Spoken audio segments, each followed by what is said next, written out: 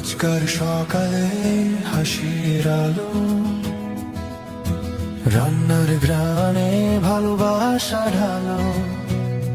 সাধারণ দিনে সহজ স্বাদ, খুশির ছোঁয়া থাকে অবিরাম।